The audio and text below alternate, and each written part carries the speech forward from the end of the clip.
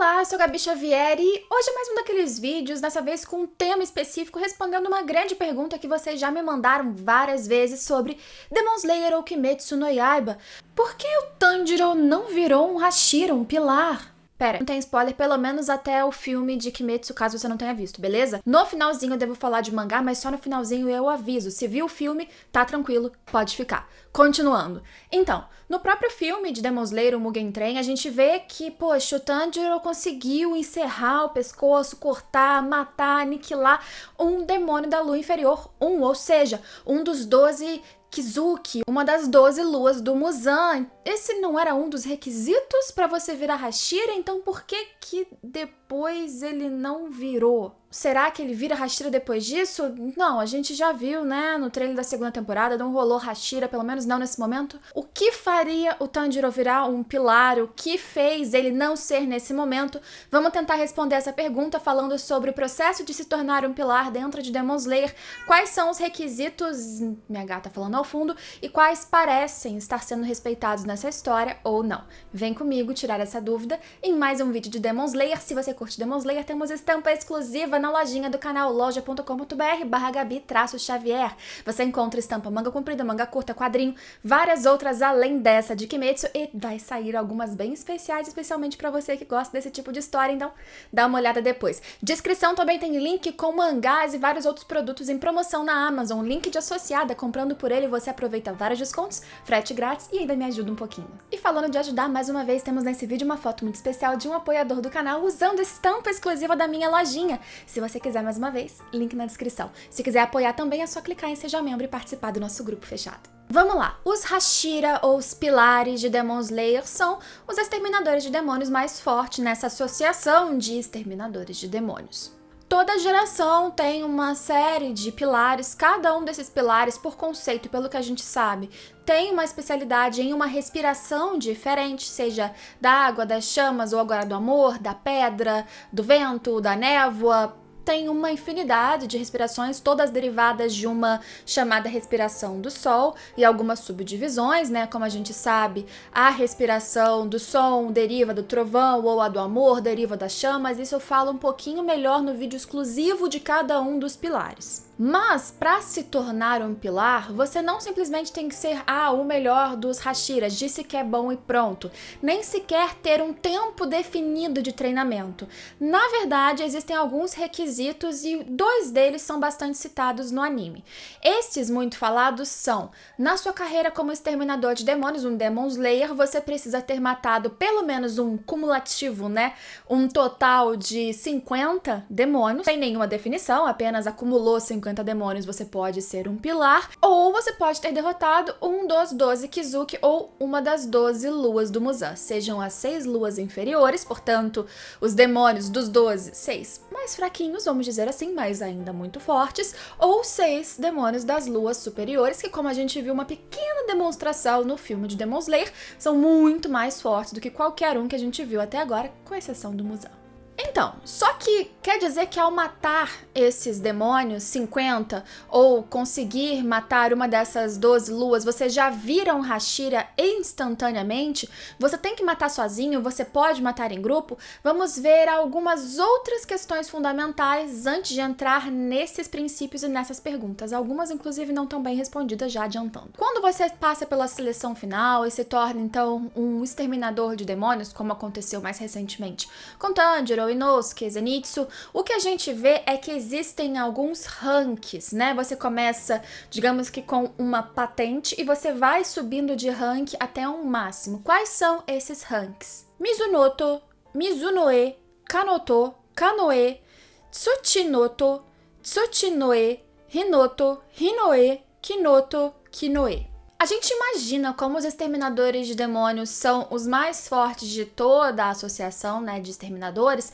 Eles seriam no mínimo Kinoe ou acima, inclusive, desse rank que é mapeado. Só que esse rank ele é citado no começo da história, né, até o próprio Inosuke fala pro Tanjiro, e parece que esse rank apenas aparece no mangá pra dizer: olha, a gente tá aqui embaixo e tem muita coisa pra gente avançar ainda. Porque a verdade é que ele não é excessivamente trabalhado, muito pelo contrário, parece que ele apenas está lá para mapear como um manual de como virar um Hashira, e a gente não vê uma progressão ou citações de que eles estão avançando, estão chegando perto do nível X. Mas e como que a pessoa passa por esses ranks? Bem, seguindo um treinamento específico. Treinamentos com a própria respiração, ou seja, se você está treinando com a respiração da água, você deve dominá-la por completo, masterizar, né? Saber cada movimento perfeitamente, não apenas o primeiro, o último, do meio, não. Se tem 9 movimentos, sabê-los todos, alguns inclusive criam novos movimentos, alguns aprendizes. Você deve, é claro, treinar o seu próprio corpo, a sua respiração, conseguir utilizar a respiração de foco total completamente,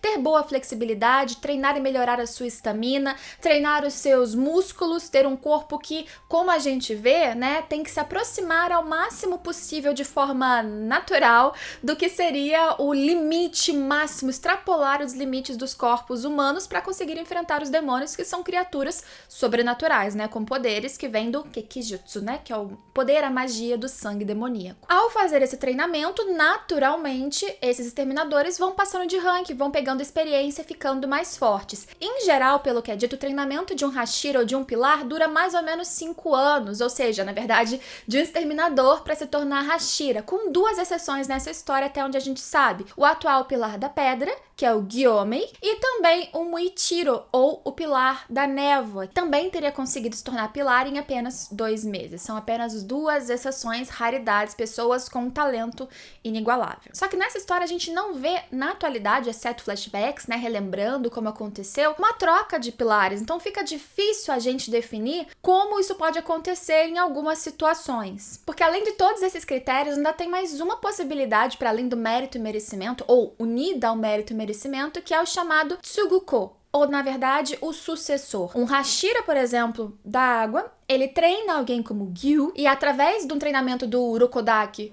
com o Gyu se torna alguém cada vez mais experiente, avança ranks como um exterminador, chega a um rank máximo, consegue o mínimo ali de matar, por exemplo, 50 demônios ou uma das luas do Muzan, e pronto, ele entra no lugar do Urokodaki? Não, apenas quando o Urokodaki, por exemplo, se aposentou, que foi o caso, e ele se tornou o novo pilar da água. Semelhante a ele, o que a gente viu recentemente na história do Rengoku, e eu falo melhor dela por causa dos mangás e spin-offs também, um vídeo separado aqui no canal, mas em resumo, o Rengoku também substituiu seu pai, ex-pilar das chamas, quando o seu pai resolveu parar porque motivos pessoais, desilusão, cansado, e ele, para poder virar um pilar, ele não pôde simplesmente dizer que era capaz, ele também precisou se provar e matar uma das luas, também sendo muito mais fraco do que os pilares anteriores à época que ele entrou, pelo que a gente vê, mas se provando com um dos conceitos ali, e porque também o Buyashiki, que é o líder dos exterminadores, parecia confiar nele de alguma forma. Parece ter alguma flexibilidade, não parece? Então, voltamos à pergunta inicial. Por que o Tanjiro não viraria um pilar após matar, por exemplo, a lua inferior número 1 nesse arco do trem infinito que a gente viu no filme de Demon Slayer? Pois é, primeiro existe uma questão que poderia ser colocada aqui de que já existe um pilar da água e por mais que o Tanjiro tenha matado esse demônio da lua inferior, ele conseguiu com um suporte, né? Porque o corpo do próprio demônio também estava sendo atacado ao mesmo tempo pelo próprio Inosuke, que o ajudou mais ativamente na questão do pescoço, Zenitsu, a Nezuko e um pilar que estava ali presente, que era o Rengoku. A questão de ataque em grupo também pode ser questionada, já voltamos nisso, mas além dessa questão de que ele não matou sozinho, de novo a gente volta para aquele outro detalhe. Já existe um pilar da água, ele entraria no lugar do pilar da chama que faleceu, seriam 2 pilares da água, sendo que, mesmo matando esse demônio da lua inferior, que é um dos conceitos que você precisa, né, um dos requisitos para se tornar um Hashira, claramente ele ainda não avançou nos ranks, ou nas habilidades, ou no mínimo em experiência que se esperaria de um pilar. A gente sabe que existe uma exceção ou 2 exceções de tempo, 2 meses e 2 dos pilares super fortes já eram pilares, mas eles eram muito aptos e são muito fortes até hoje. Por maior talento que o Tanjiro tenha, não parece que nesse ponto da história, por exemplo, ele já tenha mais força ou força equiparada aos outros pilares. Só que o problema em Demon Slayer é que isso não vem a luz, né? Essa questão não surge em nenhum momento, nem sobre Tanjiro e Inosuke poderem se tornar pilares por terem os dois juntos derrotados esse demônio, né? Que era uma lua, ou seja, um dos requisitos de novo, nem sobre ele ser pouco experiente, ou sobre já ter um pilar da água, ou quem vai substituir o Rengoku, o que vai acontecer. O Rengoku não tinha nenhum aprendiz pronto ali para assumir o seu lugar, tal como ele assumiu o lugar do pai, tal como o Tomioka assumiu o lugar do Urokodaki. Então não existia essa possibilidade de ter um Tsuguko, né? Não tinha como ter um sucessor. Sobre a questão do ataque em grupo, também não é um impeditivo pelo que a própria história apresenta, porque aqui comentando um passado muito por cima do Sanemi, que também é um pilar, e para se tornar um pilar, um requisito que ele atingiu ali foi matar uma das luas inferiores e ele teve a ajuda de alguém. Ainda assim, ele se tornou um pilar, então teoricamente ter um trabalho em grupo, matar junto com alguém, não tira o seu mérito de preencher, ticar aquele requisito e se tornar um pilar por causa disso. Mas aí tem alguma diferença? Sei lá, o Tanjiro teve ajuda demais, ou o Tanjiro teve ajuda de outro pilar, portanto, na hora de preencher os relatórios da missão, naturalmente alguém diria, foi o Rengoku que matou com a ajuda da galerinha ali iniciante, o Tanjiro não teria se colocado como aquele que deu o golpe final, ou colocado a sua importância acima do Rengoku, e aí passou em branco. Quero dizer que tudo isso que eu estou fazendo aqui são especulações em cima dos fatos que a gente tem, do que é dito, do que é falado como requisito, em cima de várias respostas que infelizmente não são dadas na história de Demon Slayer. Antes de eu entrar um pouquinho mais nos spoilers de mangá, então quem não quer nenhum spoiler do que vai vir aí pra frente, não é nada demais, mas quem não quer saber, não fique. Mas antes disso, eu queria comentar que eu acho que na história de Demon Slayer, como é a jornada final para enfrentar o Super Boss Muzan, ao mesmo tempo em que a gente vê a jornada dos irmãos Kamado tentando curar a Nezuko, né, e evoluindo junto com seus amigos, eu acho que a história cada vez menos se focava no aprendizado e na evolução, principalmente de cargos dentro dessa organização, desses novatos, e se focava mais nas suas missões, na sua importância. Naturalmente, eles vão sendo chamados cada vez mais para mais missões, adquirindo essa relevância como exterminadores cada vez melhores que são e serão, mas não coloca esse título. Isso cria, obviamente, um furo na história. Seria muito legal se o anime, por exemplo, trabalhasse um pouquinho mais essas informações, porque até o que a gente tem aqui, essa sucessão de Hashira tem uns certos requisitos, mas a história o tempo todo vai deixando brechas para outros personagens virarem pilares e isso não acontece. Aqui eu tentei achar algumas soluções, algumas explicações para isso não acontecer. E preencheu o requisito, mas não é tão bom assim, teve a ajuda de muita gente, ou já tem um pilar da água, mas a verdade é que a história, por si só, não explica tão bem. Se você tiver a melhor resposta do mundo, pode colocar aqui embaixo, eu tô muito curiosa para saber. E agora comentando um pouquinho mais de outras possibilidades, citando casos e exemplos do futuro, porque Tanjiro também não viraria Hashira em outras situações que ainda veremos.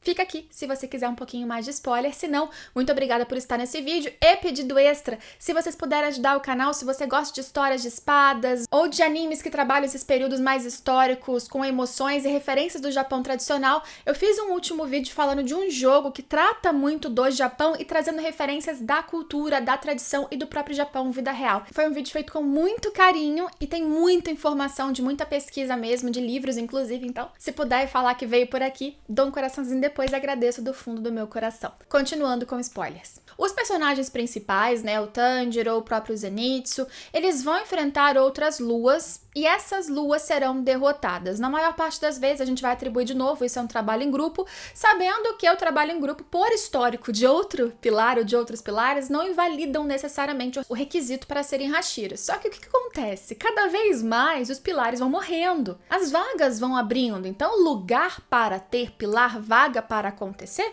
tem. Né? A gente ainda pode continuar batendo na tecla de que o Tomioka tá lá, então o Tanjiro não vai virar pilar de qualquer jeito, não importa quem ele mate, mas os outros, né? Ou a respiração do Inosuke, que é inédita, ninguém tem ali, ele poderia se tornar um pilar também, por que não? Mesmo no trem, ele já matou junto, não deu o golpe final, mas foi muito importante, isso não importa? Na minha opinião, sim, pesa o fato desse rank jamais citado, de que eles não têm força suficiente equiparada a esses pilares para chegarem nesse nível, por mais que eles tenham talento, por mais que eles tenham capacidades, por mais que na prática eles preencheram requisito, sabe, passou na prova, mas não absorveu todos os conhecimentos de forma necessária. Eles são talentos, são pessoas que ao longo da história melhoram muito, na batalha final eles são incríveis. Com certeza, se continuasse existindo Demon Slayer, né, os espadachins, depois da batalha contra o Muzan, o Tanjiro seria certamente um pilar e muito forte, mas o que acontece é que não precisa depois. E quando a coisa vai esquentando e os pilares vão morrendo e os demônios vão sendo derrotados também aqui e ali, o que acontece é que eles querem apenas sobreviver. E todos os espadachins, os exterminadores da organização, vão sendo utilizados nas missões conforme é necessário. Não tem mais aquela necessidade de você nomear quem é quem. Os Hashira continuam tendo uma responsabilidade um pouquinho maior, ou pelo menos eles têm um peso nas costas muito forte até a luta final contra a Lua Superior 1 ou depois contra o Muzan, porque eles estão ali há mais tempo. Então tem aquela coisa dos mais velhos, da experiência mesmo. E eles querem colocar o corpo deles como escudo para todos, porque essa é a responsabilidade que eles colocaram para dentro de si. É quase como, tô aqui há muito tempo, os outros já morreram, meus companheiros já morreram, eu tenho que lutar por eles. Mas a verdade é que a história se torna cada vez menos sobre isso. Na minha opinião, ainda existe um furo e uma falta de explicação do mangá em si, né? Porque o anime ainda pode melhorar isso se quiserem, de explicar mais esses conceitos. A gente vê depois, né, sucessão e mudança de lua, substituição, mas os Hashira não. Mas isso é simplesmente porque se não substitui as luas, por exemplo, superior do Muzan, morre uma e não vem outra, a gente perde uma força do lado do vilão e perde dificuldade pros mocinhos, perde emoção pra história. Tem um porquê no roteiro. Agora, no lado dos mocinhos, eu acredito que a Koyoharu não viu necessidade, porque ela pensou, mas eles já vão estar lá, já vão estar atacando, já vão mandar eles pra missão mesmo, junto com outros pilares eventualmente, não precisa explicar que eles vão se tornar ou não. No final das contas, tá todo mundo morrendo e é isso que importa. A história de Demon Slayer é tão apressada que realmente algumas explicações, conceitos, até mesmo que eu falei no vídeo sobre os poderes são magia ou não, e no final pra autora não é, isso tudo passa muito rápido, passa muito batido, e se a gente ficar pensando e não abstraindo, vai de novo achar furinhos aqui e ali, ou no mínimo coisas não bem explicadas, como é o caso disso aqui. Mas esse foi um vídeo especulando, comentando sobre os Hashira, sobre por que o protagonista passou a história inteira, e agora aqui tem spoiler, né, e nunca se tornou um. Agora, parando pra pensar, também é um pouco substancial, né, ele não precisou ser ranqueado ou considerado mais forte pra ser muito importante na última luta. E não sendo o único importante, não sendo sequer, talvez, durante a maior parte do tempo, o mais importante. Isso é uma diferença bem interessante em relação a outras histórias clássicas do mesmo gênero. Achei até que algum ponto positivo no meio disso tudo? Achei. Eu gosto de Demon Slayer. Se você gosta também, comenta aqui embaixo, me fala o que você acha desse assunto. Se você curtiu esse vídeo, se inscreve para acompanhar outros aqui no canal. Lembrando que a gente tem um grupo de apoiadores. Eu não tenho um programa de membros que eu divulgo muito, porque eu não tenho tempo hoje de dar muitos materiais para vocês, de prêmios e brindes e coisas que muitas pessoas dão. Mas se você quiser ajudar esse canal, é um valor único, o menor que a plataforma me disponibilizou no começo desse programa. Se quiser ajudar, ficarei muito grata. Se não, só o seu like e a sua visita aqui em todo o vídeo me ajuda muito. Inclusive, de novo, se puderem dar uma olhadinha no último vídeo que saiu de Ghost of Tsushima, o vídeo tá incrível, vídeo mais nichado, mas eu tenho certeza que se vocês derem uma chance, vão gostar bastante. Eu agradeço muito, porque é publicidade, né, gente? Muito obrigada a todos vocês que ficaram até agora. Espero vocês em todos os próximos vídeos. Tchau, tchau!